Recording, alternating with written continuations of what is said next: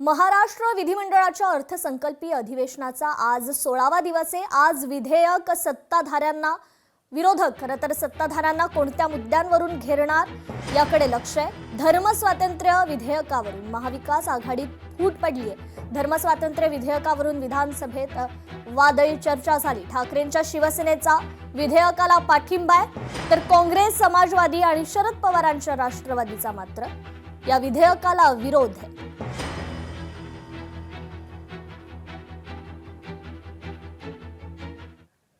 बातमी युद्धासंदर्भात। इराणने 18 वर्षांपासून लपवून ठेवलेले क्षेपणास्त्र बाहेर काढलंय।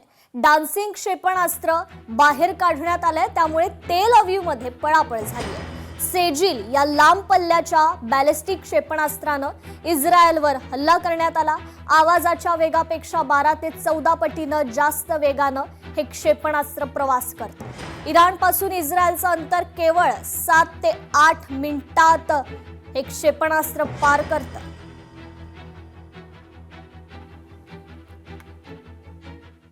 आखाती देशात तणाव वाढलाय। ट्रम्प यांनी मित्र राष्ट्रांना युद्धनौका पाठवण्याचं आवाहन केलंय।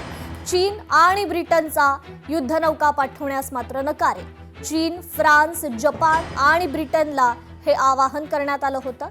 इराणकडून अमेरिका, इस्रायलची नाकेबंदी करण्यात आली आहे।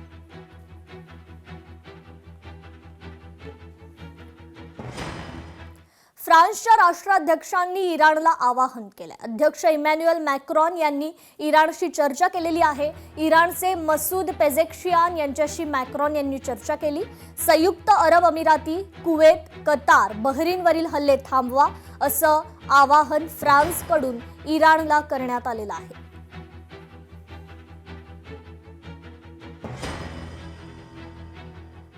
तर इराण आणि इस्रायल अमेरिका युद्धाचा आज 17वा दिवस आहे। इस्रायलमध्ये सतत सायरनचे आवाज ऐकू येतात। सायरनमुळे इस्रायलमध्ये भीतीचं वातावरण आहे। इस्रायल इराण संघर्ष पुन्हा तीव्र होऊ लागलाय।